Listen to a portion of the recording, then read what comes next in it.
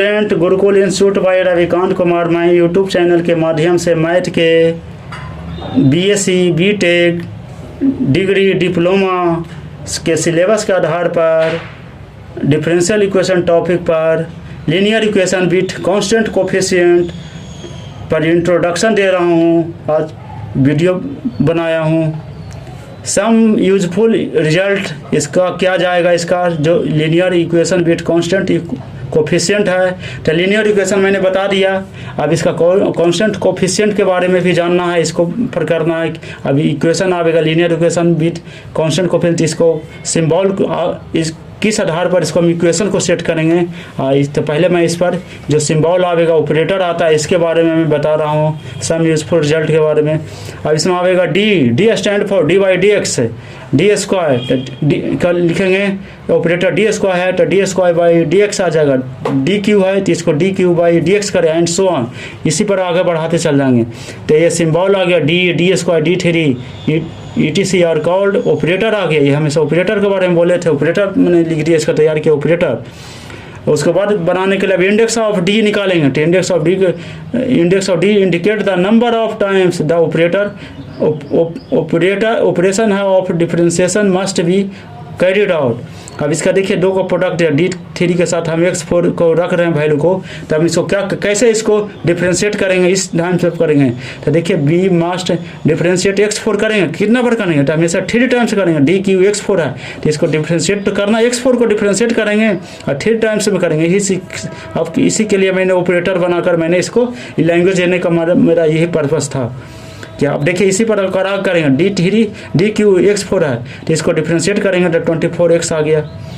ये सब चीज़ है, पकड़ने में इसका मदद मिलता है। नहीं पकड़ पाते हैं क्या, न टीचर लोग पढ़ा पाते हैं कि इसको कैसे हम सेट करें, लेकिन मैंने ऑपरेटर को मैंने लिख दिया, इंडेक्स को लिखा, इंडेक्स को अब इसको मैंने कितना डिफरेंशिएट करेंगे किस टर्म को। तो पहले x4 को कोई नहीं ध्यान देता, डी क्यू मैंने समझ में नहीं करते कि इसको मैंने क्या करना, डिफरेंशिएट करना, इंटीग्रेशन करना। अब मैंने पहले डिफरेंशिएट के दिया, अब मैं इस पर इंटीग्रेशन का मैंने अलग से दे रहा हूँ।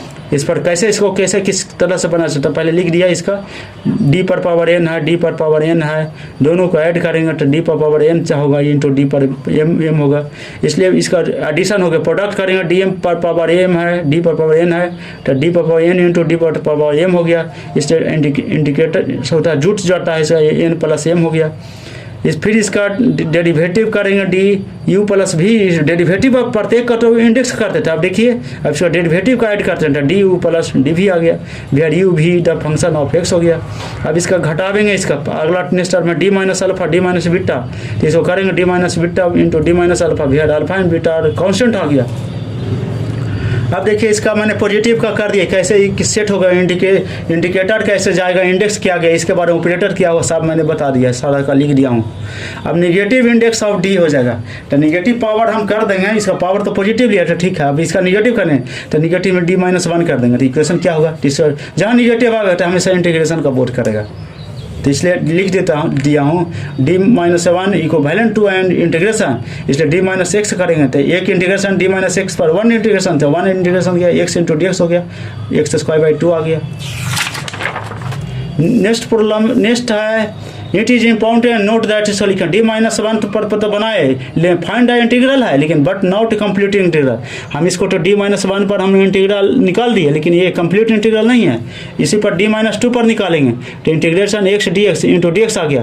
तो दो को करना था तो पहले तो एक इंटीग्रेशन लिया, फिर उस पर एक और इंटीग्रेशन रखे, तो एक इंटीग्रेशन का इंटरनली रख दिए, तो एक इंटरनली का x इंटीग्रेशन का dx का निकालें, x square by 2 into D X आ गया।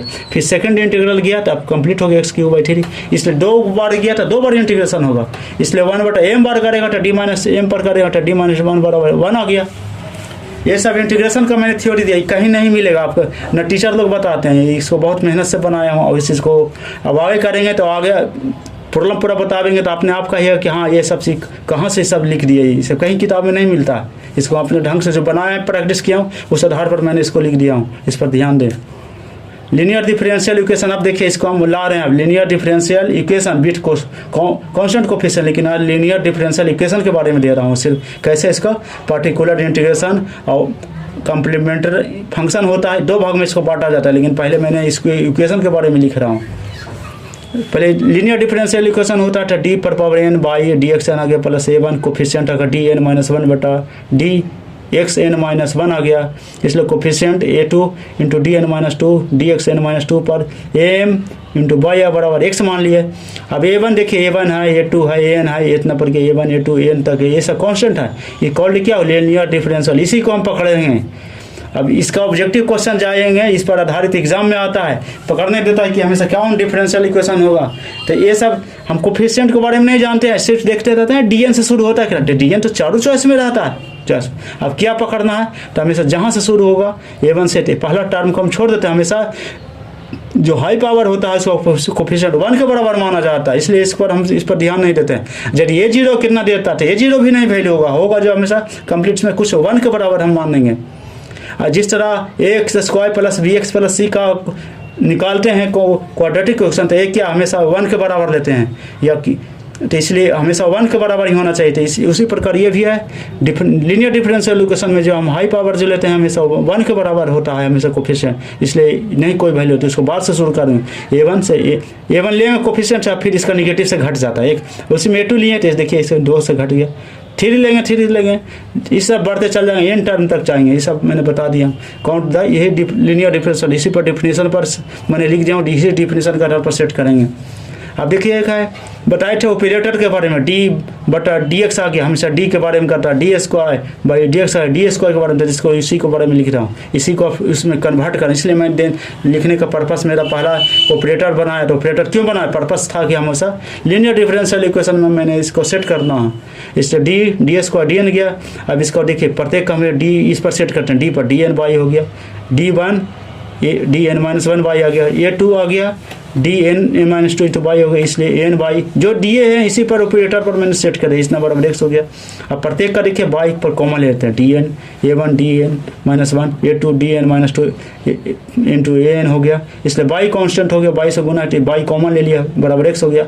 अब इसको फंक्शन में सेट कर दें, एफ डी बराबर बाई बराबर एक्स हो गया, तो एफ टी बराबर आ गया D N A one D N minus one plus A two D N minus two plus N चल गया। ऐसे हम अब इसके बाद भी ये इक्वेशन हमें कंप्लीट कर दिया, लीनियर डिफरेंशियल इक्वेशन कैसे बना इसको मैं तैयार कर दिया, इसका कैसे इसका पार्टिकुलर फॉर्मेशन किया जाता है मैंने निकाल दिया। अब इसके पर आधारित अब जनरल सॉल्यूशन निकालेंगे। जनरल सॉल्यूशन निकालने के लिए बाई बराबर कम्प्लीमेंट्री फंक्शन और पार्टिकुलर इंटीग्रेशन बनाया जाता है। तो इतना तक तो मैंने बता दिया, एक लीनियर डिफरेंशियल बनाया, इसका ऊपर ऑपरेटर कैसे निकाला जाता है, इंडेक्स कैसे निकाला जाता है, इसका पॉजिटिव कैसे निकाला जाता है, इसका निगेटिव कैसे कहाँ सेट किया जाता है, इसी पर आधारित अगला टर्म दूंगा कम्प्लीमेंट्री फंक्शन का इंट्रोडक्शन, पार्टिकुलर इंटीग्रल का इंट्रोडक्शन दूंगा, इस पर 1 प्रॉब्लम दूंगा।